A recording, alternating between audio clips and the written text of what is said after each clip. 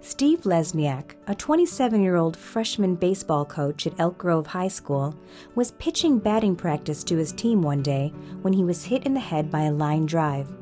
School day ended and we were at practice at 3:45, and one of my players during batting practice hit a line drive. The line drive hit me in the side of the head. I lost consciousness briefly. My freshman team was great. They ran and grabbed the radio and radioed the training staff. Trainer came out to the field immediately, gave me an evaluation, determined that I did have a concussion, and he suggested, if I felt more nausea as the night went on, to go get it checked out at the hospital. But after having a CAT scan and an MRI, Steve learned he was facing much more than he had bargained for. Concussion didn't have any bleeding in the brain, but it did reveal a mass near my pituitary gland. So the next day I immediately followed up with my primary care physician out of Alexian Brothers, Mark Weisberg, and he scheduled an MRI for me that night.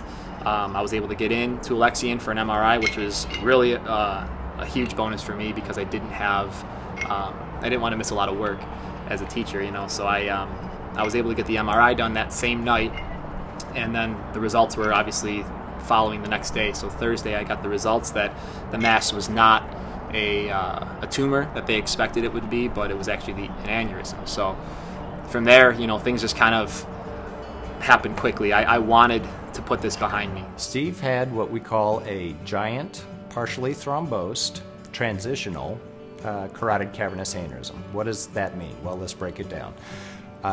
A carotid cavernous aneurysm is a sac that is bulged off of the internal carotid artery as it comes up through the floor of the skull. If these aneurysms are smaller and not causing any symptoms, they might not require any treatment at all. But as these aneurysms grow, they can extend upwards into the space that surrounds the brain. Steve's had done that, and that's why the outside radiologist reading the first CT scan actually thought he was looking at a large pituitary tumor. We said that his aneurysm was giant. That means that it's reached a size of about 1 inch in diameter. We also said that his aneurysm was partially thrombosed. That means that it had formed some blood clot that was filling part but not all of the aneurysm sac. Steve's aneurysm might have caused him problems in the future had it not been discovered and treated. A transitional aneurysm, like Steve's, can cause problems first by bleeding into the space surrounding the brain and causing a stroke. But these aneurysms can also cause problems even without bleeding. If they grow to a point that they're pressing on nerves that control vision or the movement of the eyes, that can interfere obviously with vision. Steve's aneurysm had never bled. It was found by accident. But it was interesting to have Steve tell us that he had been told by an eye doctor that his eyes didn't appear to be moving as a coordinated team. I did feel, very good about the staff at Alexian, and Dr. Malish and Ginger, you could tell that they have a sincere, genuine concern for my well-being. There are a lot of options for managing patients with brain aneurysms, including aneurysms like Steve's. My job is to do what's safest for the patient, and that means to carefully consider all of the options, not simply those that are performed by my team, by an endovascular approach. So we talked to our aneurysm neurosurgeon, Dr. Rosenblatt. We discussed the open surgical options. We discussed simply observing the aneurysm and leaving it alone. We even discussed completely, intentionally blocking off the carotid artery. We finally decided the best option for Steve was an endovascular approach. A recently released catheter was used during Steve's procedure. So while these stents are usually easily deployed precisely where you need them, we know from 10 years experience that it's less precise when there is curviness of the vessel or when there's narrowing of the vessel, and Steve had both of those challenges.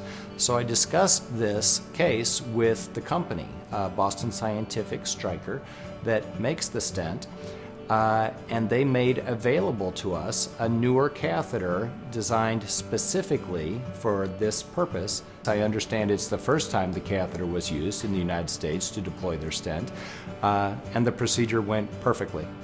The surgery lasted about 2.5 hours. Everything went really well from what they've told me, and I feel great today, and you know, I'm kind of amazed that after having the surgery, you know, 2 days later I was back home. He returned to teaching at the local high school and coaching. So after being here for about 5 or 10 minutes, I noticed Ginger Riley and Dr. Malish, you know, also showed up, and it was just a really special moment for me, because I didn't expect them to do that at all. In a million years, I would never have expected them to come, you know, watch my freshman A baseball team play a game, but you know, they did, and that just shows the true, you know, character and genuine concern they have for their patients and the relationships they build with them. I know it meant a lot to Steve, but it meant more to us, because in Dr. Malish's own words, to treat somebody and see them go back into what they were doing before you ever knew them, to go back into what they do for the rest of their life, is just so rewarding for us to have had the opportunity to see that. It was a blessing for us. I think our team really focuses on getting to know that patient and how their aneurysm is impacting their life, and what we need to do to get them back to the life that they want.